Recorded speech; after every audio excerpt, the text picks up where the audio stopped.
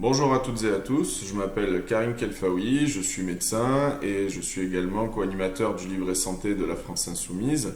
On va parler aujourd'hui du circuit du médicament puisque comme vous l'avez vu pendant cette crise sanitaire, nous avons fait face à énormément de ruptures de stock de médicaments, notamment à l'hôpital, et ça pose une vraie question sur notre souveraineté sanitaire et pharmaceutique aujourd'hui.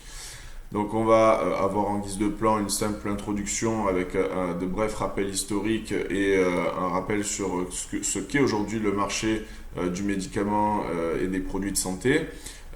Ensuite on parlera du circuit du médicament tel qu'il fonctionne dans notre pays aujourd'hui avec la recherche et le développement, puis les brevetages, puis la phase de production industrielle, les autorités de régulation en France, la formation du prix, et on prendra pour finir l'exemple du Sovaldi qui est assez symptomatique de à quel point ce système peut être déconnant au niveau notamment de la formation du prix. Et enfin, pour terminer, on verra pourquoi nous on propose un pôle public du médicament et comment on l'imagine, comment on le voit s'articuler avec ce qui existe aujourd'hui. Alors, du coup, en introduction, il faut savoir que l'industrie pharmaceutique, c'est pas très vieux, ça s'est surtout développé dans la première partie du XXe siècle et notamment après la Seconde Guerre mondiale, où on a vu arriver tout un tas de nouvelles molécules, l'insuline, les pénicillines, la cortisone, etc. Et jusqu'aux années 70-80, on avait une manière de produire assez décentralisée. Puis, dans les années 70-80, c'est aussi là où on commence à notamment créer ce système de brevets au niveau pharmaceutique. On a une concentration des industries par une course aux brevets et des rachats de brevets. Et donc, on va voir qu'ils ont fini par créer des acteurs géants. Et ensuite, on a dans les années 80 vraiment un changement dans le modèle de production où on a une mondialisation de la production et notamment dans deux pays qu'on va voir, l'Inde et la Chine. Voilà. Et enfin, une dernière phase, on a dans les années 2000 une dernière transformation de cette industrie pharmaceutique avec l'essor des biotechnologies qui crée un nouveau modèle, notamment sur la recherche, qui n'est plus géré par les entreprises elles-mêmes, mais souvent via des startups qui sont ensuite rachetées. On verra, on va en parler aussi. Donc aujourd'hui, il faut comprendre que le marché de la santé ou des médicaments et des produits de santé, en réalité, ce sont plusieurs marchés. Ce sont des marchés de niche. Tous les acteurs ne vont pas produire toutes les molécules pour toutes les pathologies. Donc on va avoir certains acteurs qui vont se concentrer sur telle ou telle pathologie avec telle ou telle molécule. Et en réalité, pour chaque situation, on va avoir la formation d'oligopoles privés, c'est-à-dire qu'il y a très peu d'acteurs qui sont sur ce marché-là. Avec ce système des brevets, on arrive de fait à des monopoles privés qui vont conduire à donner un pouvoir immense aux entreprises pharmaceutiques. Donc ce sont principalement des grands groupes mondialisés, multinationaux qui aujourd'hui mènent la danse sur ce marché-là et qui sont évidemment mus par la recherche de profit bien plus que par la santé publique ou l'intérêt général. Le marché en lui-même, qu'est-ce que c'est? C'est 977 milliards d'euros de chiffre annuel au niveau mondial. Il faut comprendre qu'il y a plus de la moitié de ce chiffre annuel qui est fait par 20 entreprises. Et le reste par un peu plus. Donc on peut se dire, finalement, il y a quand même pas mal d'acteurs et c'est pas tant un oligopole privé que ça. Mais comme je vous le disais, ce sont principalement des marchés de niche. Et donc dans chaque niche, on va avoir très peu d'acteurs qui se mettent en concurrence. Ce marché, il est stable, il est fiable et il est un bon investissement pour les acteurs privés parce qu'il est garanti par des systèmes de remboursement dans tous les pays du monde, que ce soit au niveau public ou au niveau privé par des mutuelles. On a 90% du profit aujourd'hui de ces entreprises qui est reversé en dividendes, qui ne va même pas vers l'investissement. En France, le chiffre d'affaires annuel est de 60 milliards d'euros et on en a 25 qui sont remboursés par la sécurité sociale. Donc en fait, presque la moitié de ce chiffre annuel est garanti pour les entreprises. La recherche et le développement, comment ça se passe? Alors, en réalité, on va avoir une recherche fondamentale qui est assurée principalement par de l'argent public, par des organismes publics, des universités. En France, il va y avoir aussi 26 instituts de recherche publique, 25 regroupements universitaires et scientifiques. Tout ça est garanti et payé dans le budget par nos impôts, donc c'est vraiment de l'argent public.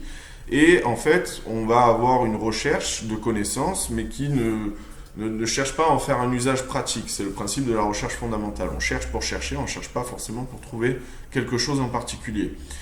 Mais ça aboutit quand même très régulièrement à la création de nouvelles technologies, de nouveaux process qui peuvent être intéressants. Et il y a à ce moment-là, ce qui se passe, c'est une bascule avec une externalisation de la suite de cette recherche fondamentale pour en faire quelque chose de pratique. Et ça passe dans le privé.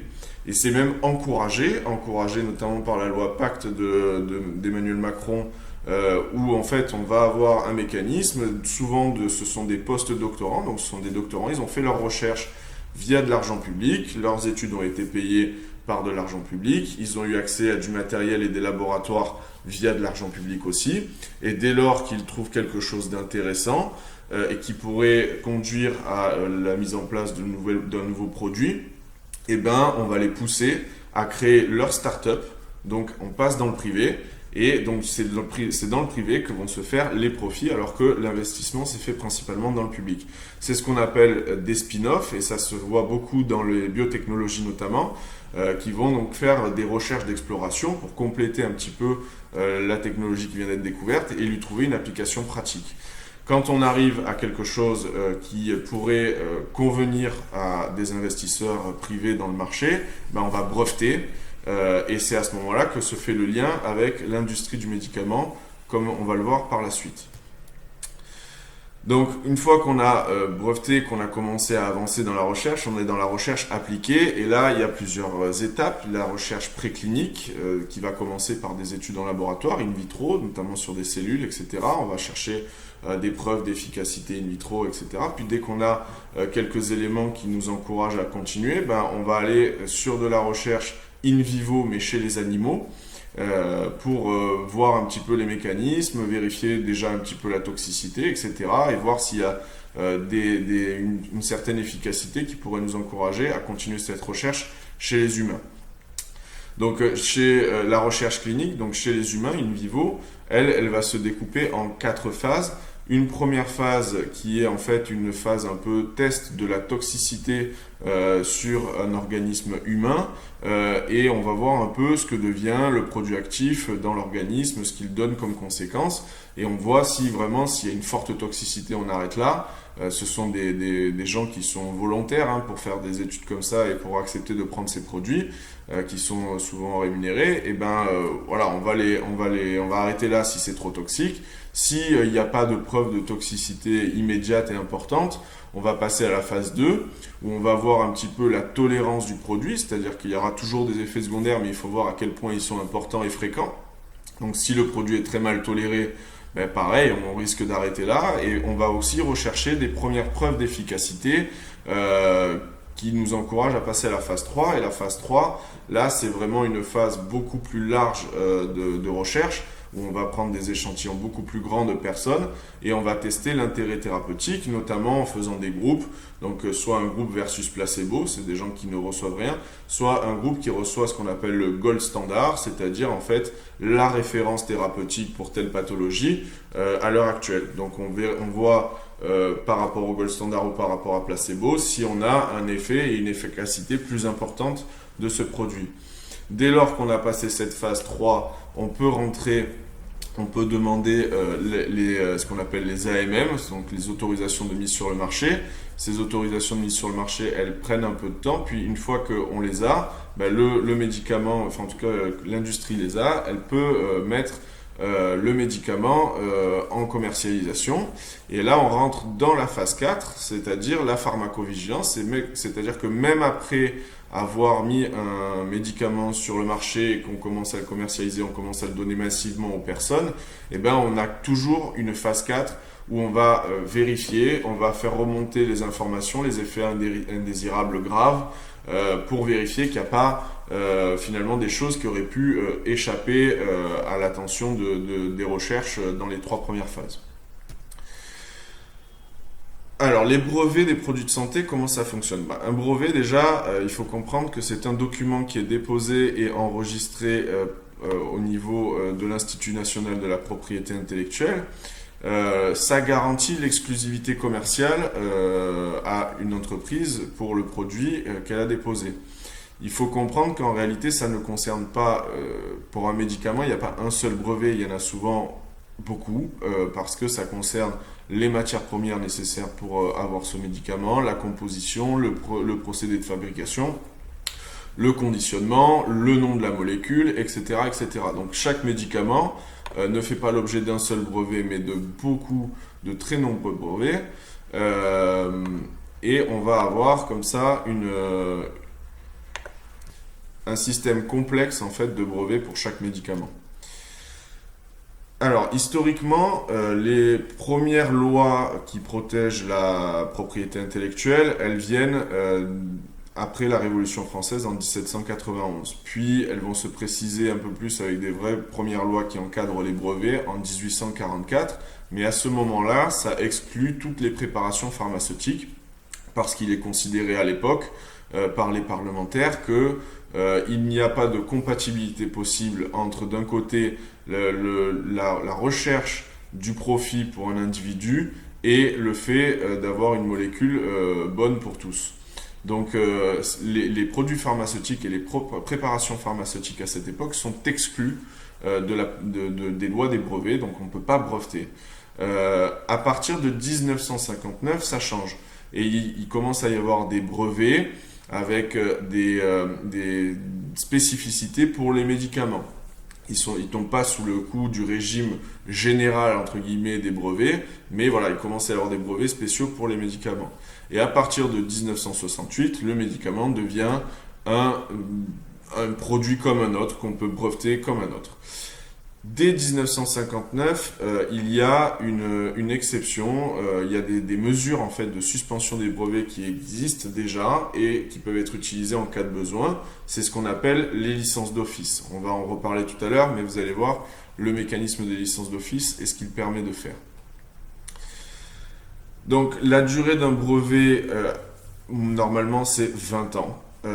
Mais dans le cas des médicaments et des produits de santé, il y a une particularité, c'est qu'il se passe souvent plusieurs années avant qu'il y ait une autorisation de mise sur le marché. Donc l'industrie demande à mettre en place un brevet, puis il y a encore des phases de recherche, etc.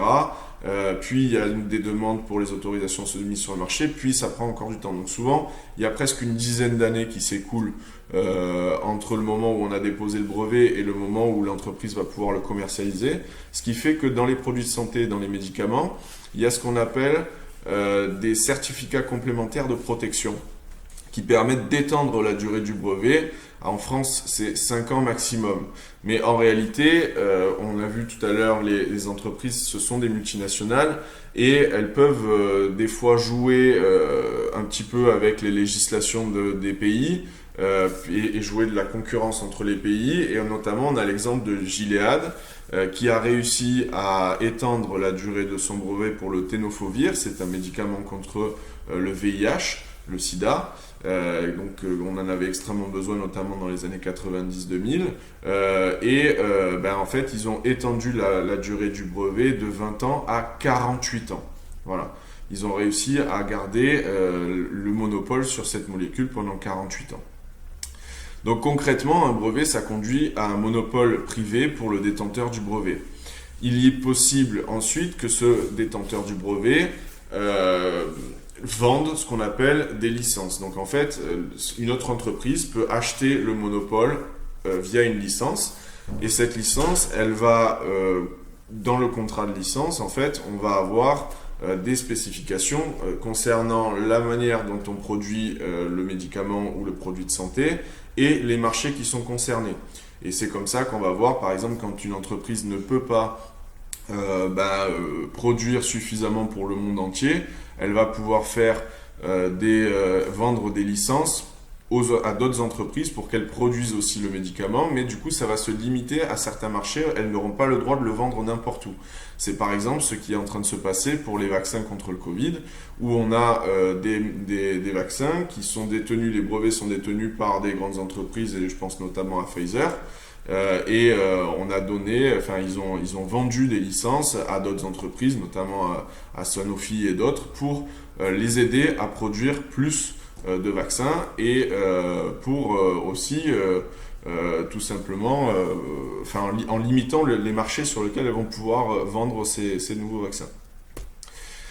La licence d'office, qu'est-ce que c'est? Du coup, c'est une licence administrative. Comme je vous le disais tout à l'heure, elle existe depuis qu'on a commencé à réencadrer des brevets pour les produits pharmaceutiques, donc c'est-à-dire 1959. Concrètement, ça consiste en une levée du monopole lié au brevet pour permettre l'exploitation via d'autres entreprises.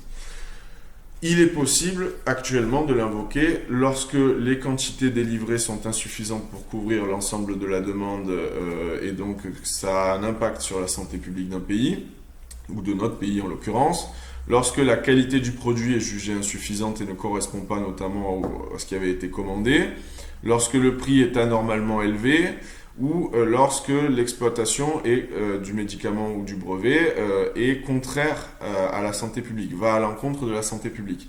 Ça, ce sont les motifs qui peuvent faire qu'on utilise une licence d'office.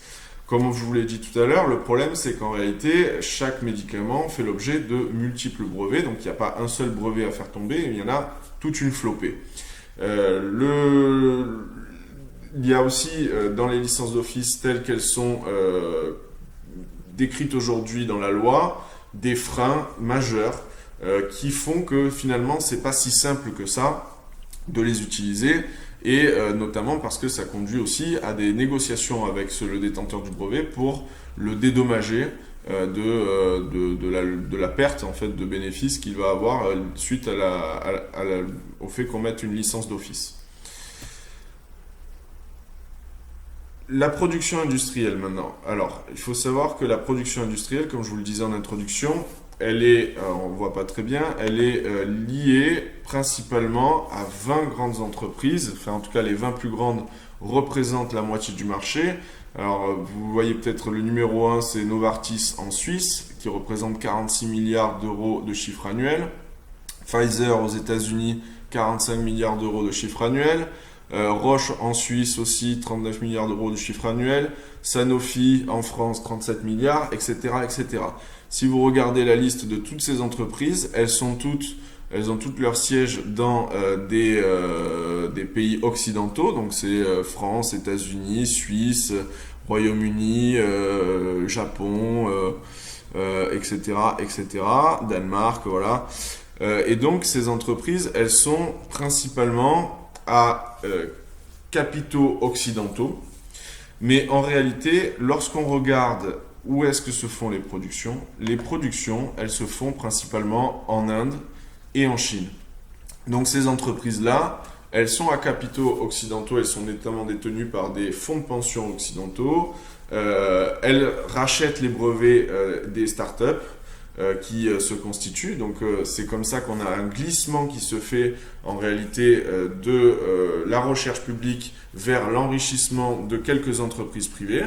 C'est qu'on a une recherche publique qui produit énormément de connaissances, et lorsque ça devient intéressant et que ça peut devenir rentable, on privatise, on externalise la suite de la recherche dans des startups. Ces startups finissent ce qu'on appelle les recherches d'exploration. Et ensuite, ce sont les gros industriels, les grandes entreprises multinationales qui ne font plus la recherche eux-mêmes, mais qui en fait viennent racheter ces startups ou racheter des brevets à des prix complètement mirobolants, puisque en réalité, c'est de la spéculation pure et dure. La spéculation, pourquoi? Parce que ces entreprises-là, elles vont faire monter des prix à une hauteur vertigineuse, tout simplement parce qu'elles ont la garantie ensuite de pouvoir vendre, puisque les marchés sont quand même garantis par des systèmes de remboursement publics comme privés. Donc voilà comment on en arrive à avoir des médicaments, comme on va le voir tout à l'heure, extrêmement chers, alors que ça ne se justifie absolument pas. La production de produits qui est privilégiée, ben évidemment, ça va être des produits qui sont sous le coup des brevets. Dès que les brevets tombent, dès qu'on tombe sur le coup des génériques, ben évidemment, c'est moins intéressant pour ces industries-là, et donc elles vont avoir tendance à un petit peu les délaisser ou à déléguer ça à des sous-traitants. Des fois, ça dégrade la qualité, et puis souvent, ça dégrade surtout l'approvisionnement. Donc, on va voir que effectivement, c'est souvent les génériques dont on manque le plus. Alors, en France, où est-ce qu'on en est? En France, on a à peu près 206 sites de production. Ce qui est très peu, puisque comme on l'a vu tout à l'heure sur la diapo précédente, en réalité, quand on regarde l'Inde et la Chine, c'est le principal, mais par exemple, on regarde un petit pays comme la Suisse, qui est notre voisin, eux, ils en sont à 399 sites de production sur leur territoire. Nous, on en est à 206 différents. Donc ça représente quand même 98 000 emplois en France.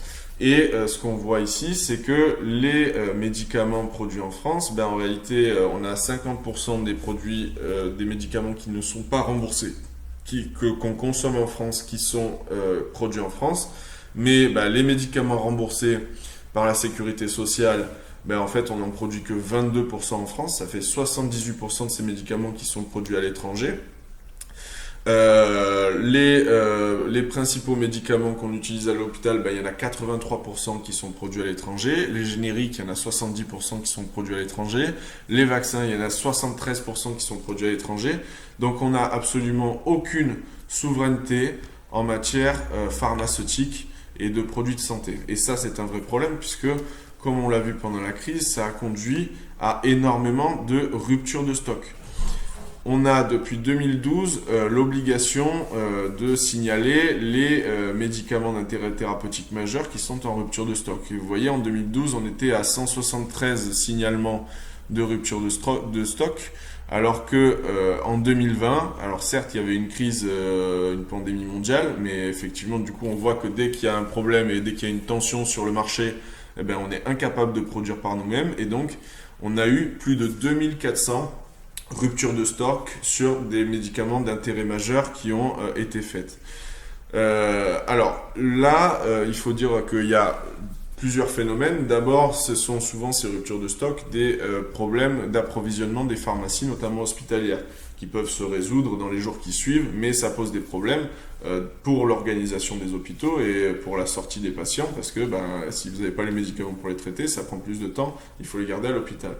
À côté de ça, on a tout un phénomène, comme je vous le disais, lié au fait qu'il y a peu de motivation de fabriquer des produits qui ne sont pas sous brevet. Donc on a des ruptures qui concernent principalement des médicaments génériques, avec des faibles marges pour l'industrie pharmaceutique.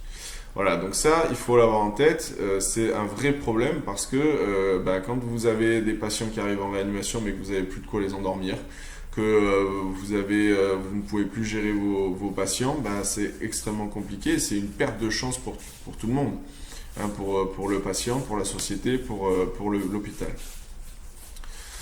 Alors, comment fonctionnent en France les autorités de régulation du médicament et des produits de santé ? Donc on va avoir plusieurs agences, les deux principales, on va en parler, c'est l'Agence nationale de sécurité du médicament, l'ANSM, et l'autre c'est la Haute Autorité de Santé. Donc l'ANSM, c'est une institution publique dont le conseil d'administration est nommé par le ministre de la Santé en dehors des représentants du personnel. Donc il n'y a pas d'indépendance vis-à-vis du pouvoir politique pour cette institution-là. Elle a plusieurs missions, et notamment de délivrer les autorisations de mise sur le marché et de gérer la pharmacovigilance en centralisant les données qui remontent des centres régionaux de pharmacovigilance. Il y a un autre souci avec cette agence-là, c'est qu'elle est financée par une taxe sur les produits pharmaceutiques, ce qui crée de fait un conflit d'intérêts, puisqu'elle est chargée de réguler l'autorisation de mise sur le marché des produits pharmaceutiques, et qu'à côté de ça, elle est financée par les taxes sur les produits pharmaceutiques. Donc il y a, à mon sens, un conflit d'intérêts. Elle a un équivalent européen, qui est l'Agence européenne du médicament, et qui a en réalité la priorité sur toutes les agences nationales. C'est-à-dire que lorsque l'Agence européenne du médicament donne une autorisation de mise sur le marché, ça s'applique à tout le monde. De même, il y a des phénomènes de concurrence entre les autorités, les agences nationales du médicament, puisque quand il y a des AMM qui sont faites dans certains pays qui sont plus avantageuses que dans d'autres, souvent, en tout cas au niveau européen, ça finit par s'étendre à tous. Donc les industries jouent là-dessus aussi pour étendre les indications et les autorisations de mise sur le marché de leurs médicaments. Alors, l'ANSM, du coup, comme on le disait, elle a pour mission de délivrer l'autorisation de mise sur le marché. Donc, qu'est-ce que ça implique? En fait, c'est un échange qui se fait avec les laboratoires pharmaceutiques qui partagent avec cette agence leurs données et qui vont permettre, du coup, une évaluation scientifique de la qualité, de l'efficacité et de la sécurité d'un médicament. L'agence doit alors évaluer le rapport bénéfice-risque. S'il y a plus de bénéfices que de risques à distribuer ce médicament, alors on va laisser l'autorisation de mise sur le marché. Elle fait également en même temps les résumés des caractéristiques du produit pour les professionnels de santé. Donc ça permet aux professionnels de savoir un peu tout en fait. C'est, si vous voulez, la fiche du produit et dans quelles indications on l'utilise, quels sont les effets indésirables, les contre-indications, etc. Les produits qu'il y a dedans, etc. Et c'est elle aussi qui va faire les notices pour les patients, ce que vous allez trouver dans la boîte à chaque fois que vous achetez des médicaments. Donc aujourd'hui, la NSM est souvent reléguée à ce rôle-là, de faire les résumés des caractéristiques du produit et les notices patients, en tout cas la traduction, puisque comme je vous le disais, les AMM sont largement donnés par l'Agence européenne du médicament. Alors, les réponses possibles à une AMM, c'est soit l'agence considère que la commercialisation est possible et elle donne un avis favorable, soit elle va demander un complément d'information à l'industriel pour vérifier en fait au niveau de la sécurité et de l'efficacité qu'il n'y a pas de problème, ou même de la qualité. Et enfin, elle peut donner un avis défavorable, et dans ce cas, il n'y a pas de commercialisation possible du médicament. La Haute Autorité de Santé maintenant, alors c'est un collège, c'est composé principalement par un collège de 8 membres et il y a 9 commissions à l'intérieur. Donc le collège de 8 membres, il est composé de la manière suivante. Le président du collège est nommé directement par le président de la République. Les 4 membres désignés, il y a 4 membres qui sont désignés par le ministre de la Santé, un membre qui est désigné par le président du Sénat, un membre désigné par le président de l'Assemblée nationale et un membre désigné par le Conseil économique, social et environnemental. Donc vous voyez, il y a quand même 5 membres qui sont sur 8, qui sont désignés, nommés directement par l'exécutif. Donc là non plus, on ne peut pas dire qu'il y a une indépendance totale vis-à-vis du pouvoir politique en place, ce qui, à mon sens, est problématique. L'industrie donc va déposer des dossiers qu'on appelle NIT à l'HAS si elle demande un remboursement. Et là, il y a 2 commissions qui vont entrer en jeu. La commission de transparence qui va évaluer le service médical rendu et l'amélioration de service médical rendu. On va en parler après. Et ensuite, pour les médicaments innovants, il y a un comité d'évaluation économique et de santé publique qui va donner un avis sur l'efficience du produit et qui va faire un rapport sur l'aspect médico-économique pour ces traitements. Donc, le service médical rendu, qu'est-ce que c'est? En fait, c'est ce qui va conditionner le taux de remboursement. En réalité, on va partir de la pathologie. Plus la pathologie est grave et fréquente, plus le service médical rendu sera a priori important, et ensuite on va regarder les caractéristiques du produit, son efficacité, sa tolérance, les effets secondaires, qu'est-ce qu'il apporte par rapport à ce qui existe déjà sur le marché, est-ce qu'il y a déjà des alternatives à ce médicament ou pas. En fonction du coup de ces critères, on évalue ce service médical rendu, et évidemment plus le service médical rendu sera jugé important, majeur, et plus on va avoir un taux de remboursement important. A contrario, si on juge que le service médical rendu est insuffisant, il n'y a pas de remboursement possible par la sécurité sociale. C'est à partir de ce service médical rendu qui est donc délivré par la commission transparence de l'HAS que l'Union nationale des caisses de l'assurance maladie va proposer un taux de remboursement. Et la décision finale, elle va revenir au ministre de la Santé. Alors, ensuite, il y a l'amélioration du service médical rendu. Donc ça, c'est en fait l'appréciation de ce qu'apporte ce médicament par rapport à ce qui existe déjà sur le marché. Est-ce que on va avoir une vraie amélioration liée à l'apparition de ce médicament? Est-ce que on va avoir une meilleure efficacité, moins d'effets secondaires, etc. par rapport à ce qui existe déjà sur le marché? C'est évalué de 1 à 5. Donc de 1 à 3, ce sont ce qu'on appelle des produits innovants. Et en général, à ce niveau-là, en fait, on ne va plus avoir de prise sur le prix, absolument plus, parce qu'ils vont être garantis au niveau européen. Ça va être impossible de négocier, on va faire à peu près ce que veut l'industriel. Si l'ASMR est de 4 à 5, donc 4 en fait, c'est 4 à 5, c'est la plupart des médicaments. On estime que 90% des nouveaux médicaments qui arrivent sur le marché, ils ont un ASMR de 4 à 5, donc ils ne sont pas spécialement innovants. Ils peuvent faire l'objet du coup d'un prix un peu plus élevé que le voisin s'ils sont à 4, mais à 5 en général, ils sont au même prix que les autres.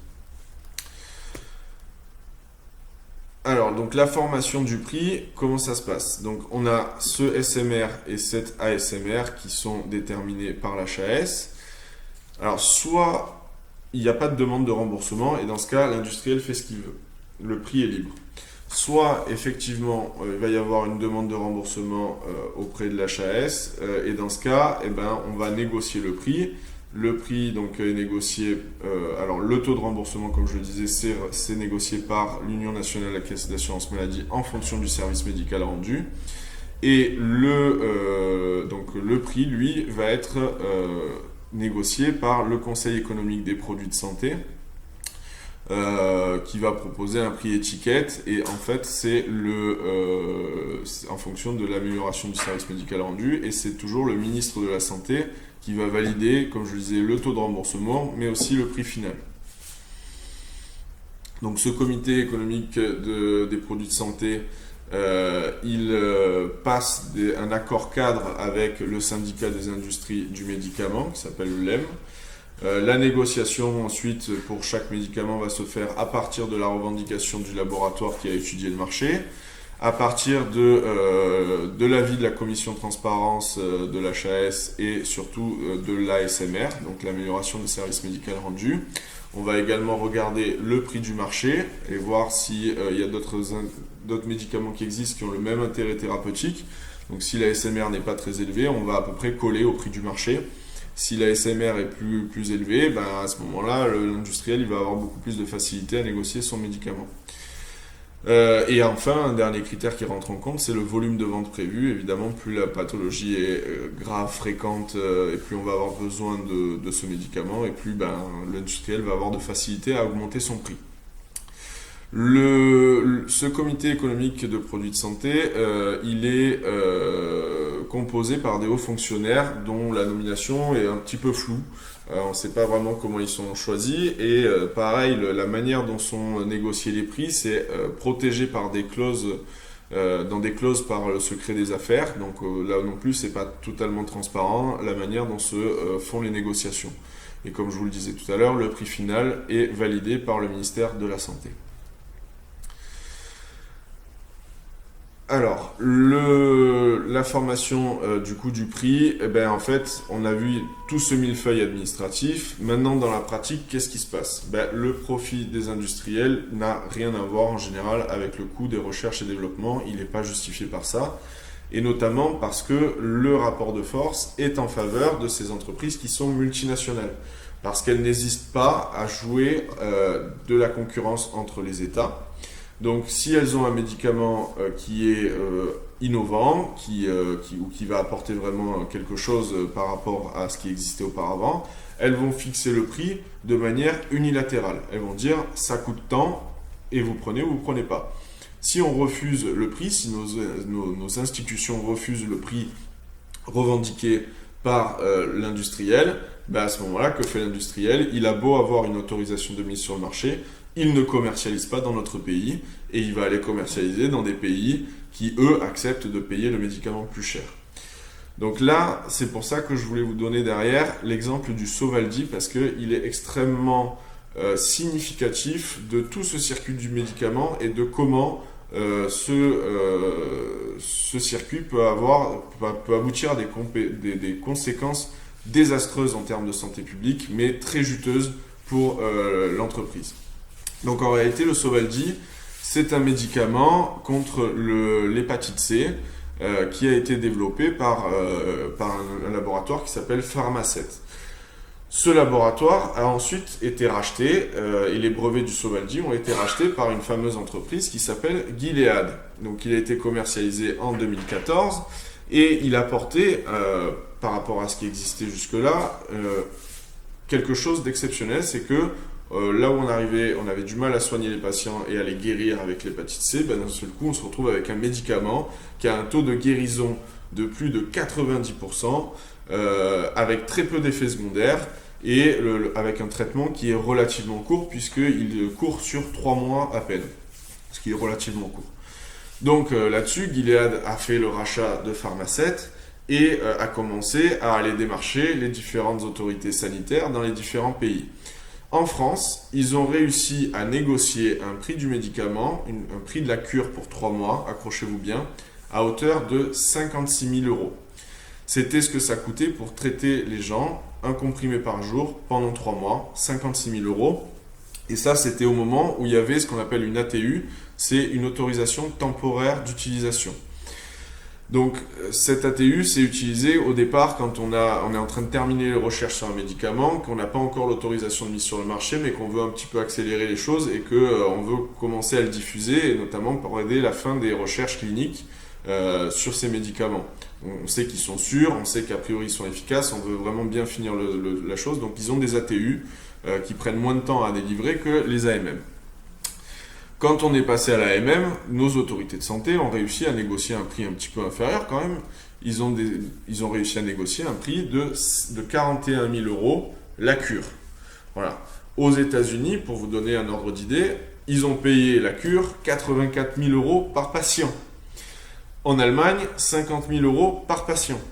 Donc vous voyez comment les différents pays ne se retrouvent pas à payer le même prix pour un même médicament. Et en réalité, c'est le laboratoire qui joue de la concurrence entre les différents pays. Et ceux qui sont prêts à payer, ils ont le médicament. Et ceux qui ne sont pas prêts à payer, ils n'ont pas le médicament. Si en 2014, on avait voulu traiter l'ensemble des patients qui avaient l'hépatite C, à ce prix-là, 41 000 € la cure pour un patient, il nous aurait fallu payer 9 milliards d'euros.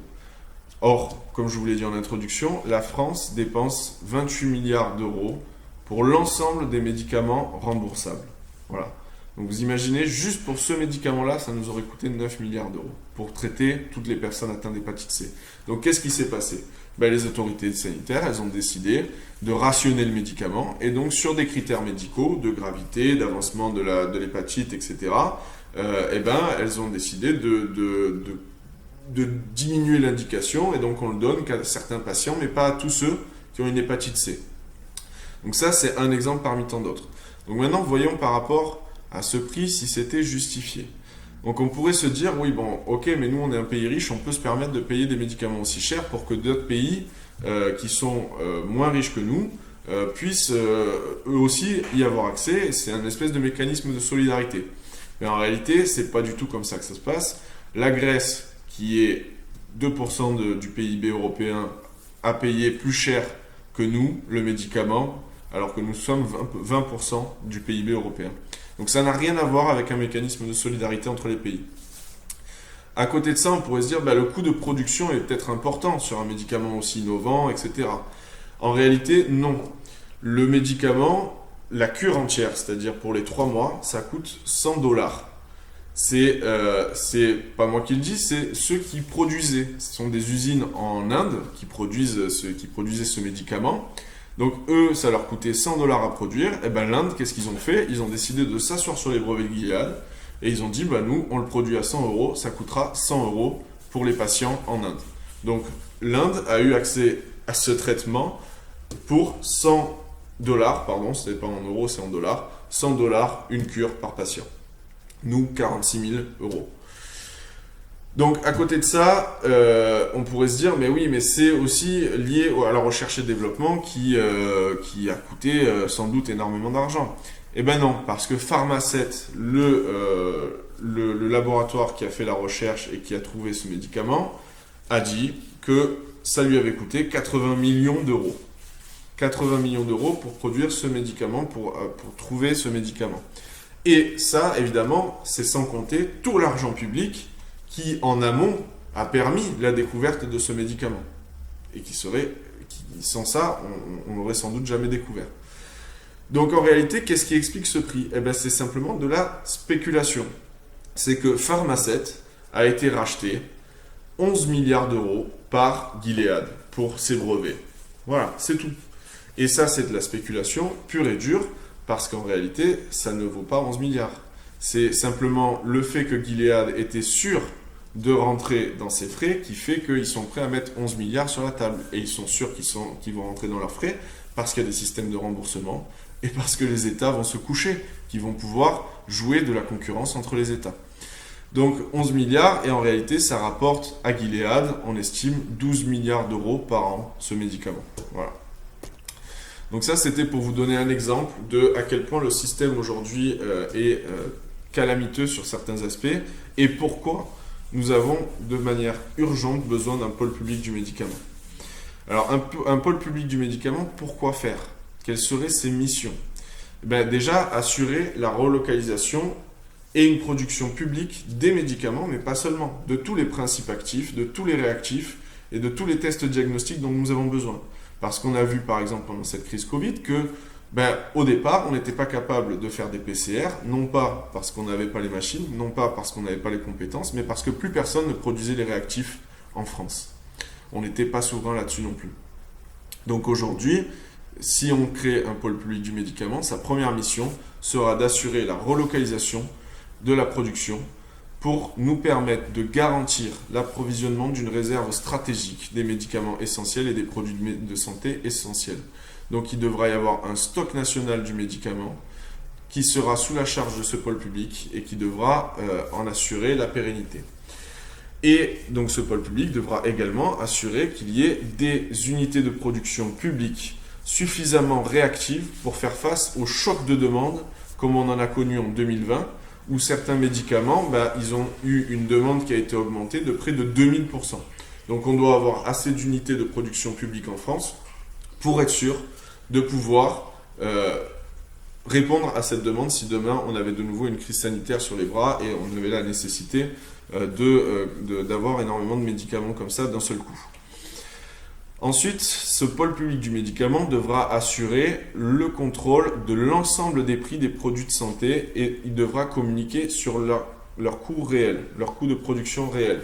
Ce sera quelque part un peu son rôle et il pourra aussi l'assumer parce qu'il sera en capacité de produire et qu'on pourra y adosser des licences d'office pour faire pression parce qu'un laboratoire privé, s'il sait que vous allez vous asseoir sur ses brevets et que vous allez produire par vous-même les médicaments dont vous avez besoin, peut-être qu'il sera plus enclin à baisser ses tarifs et peut-être qu'on arrivera à retrouver un peu de raison dans le marché du médicament.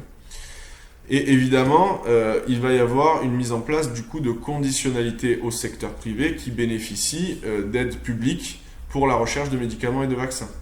Par exemple, on a le crédit impôt recherche, on va y en parler tout à l'heure, qui représente 6 milliards d'euros. Sanofi, en 10 ans, a touché près d'1 milliard d'euros grâce à ce crédit impôt recherche. Et pourtant, il continue à licencier, il continue à fermer des centres de recherche en France, fermer des lignes de production. Donc voilà, ça c'est pas normal. On leur fait des crédits d'impôt.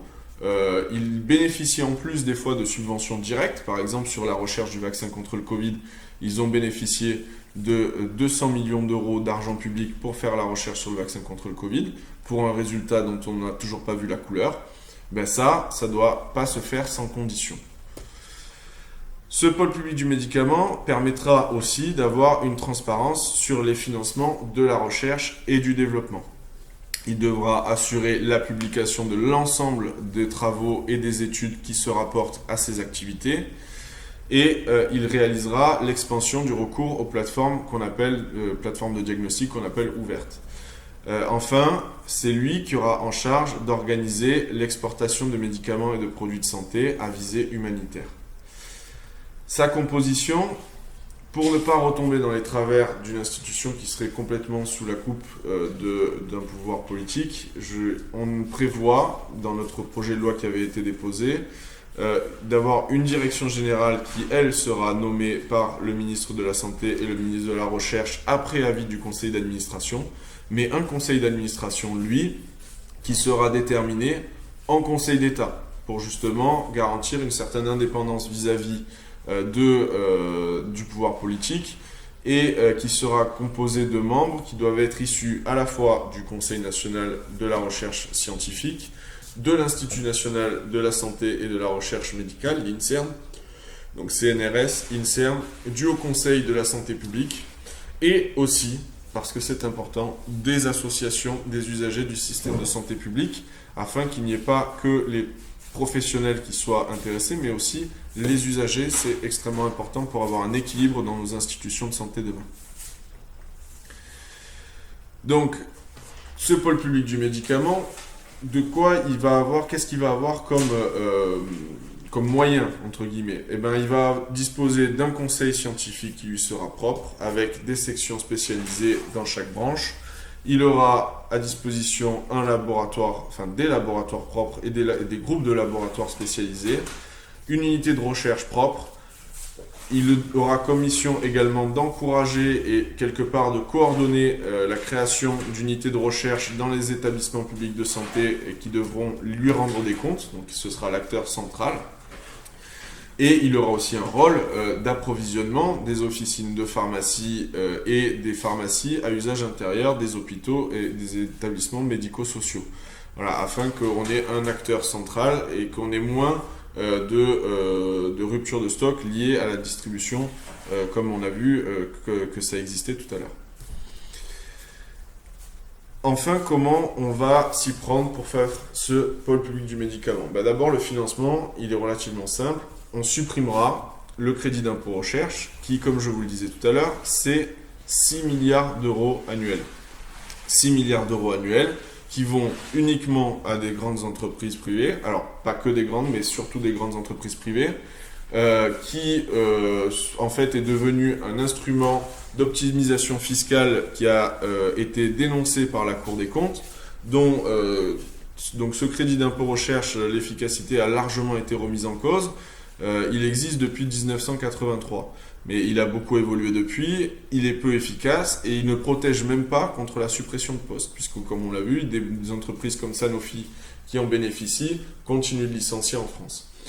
Donc ce crédit d'impôt recherche, qui est peu efficace, qui est un outil d'optimisation fiscale, on va le supprimer et on va réallouer ce budget de 6 milliards d'euros au pôle public du médicament, avec toutes les missions que je vous ai énoncées tout à l'heure.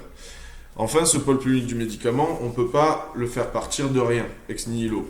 Donc, on va partir sans doute de la nationalisation de Sanofi et de Famar, qui sont deux industries du médicament en France, donc Sanofi qui a abusé d'argent public et n'a pas répondu aux attentes de la santé publique française. Donc demain, on partira de ce qui existe déjà via leurs usines, via leurs unités de recherche, etc., pour constituer le pôle public du médicament de demain. Et enfin, pour que le tout fonctionne, comme je vous le disais tout à l'heure, il faudra réformer le mécanisme de licence d'office afin d'en faciliter l'usage pour permettre justement en cas de besoin, de pouvoir produire tout ce dont on a besoin immédiatement. Et également exercer une pression un peu plus importante sur le secteur privé afin qu'il soit un peu plus raisonnable, beaucoup plus raisonnable même, dans leurs revendications sur les prix des médicaments. Voilà, je vous remercie pour votre attention. Je vous remercie également toute l'équipe du Livret Santé et notamment Charlie, Bruno, Philippe et Mathieu qui m'ont beaucoup aidé et qui ont énormément travaillé sur cette formation. J'espère que ça vous a plu. Enfin, je remercie l'équipe de l'Espace Programme de la France Insoumise. Je vous dis à bientôt. Au revoir.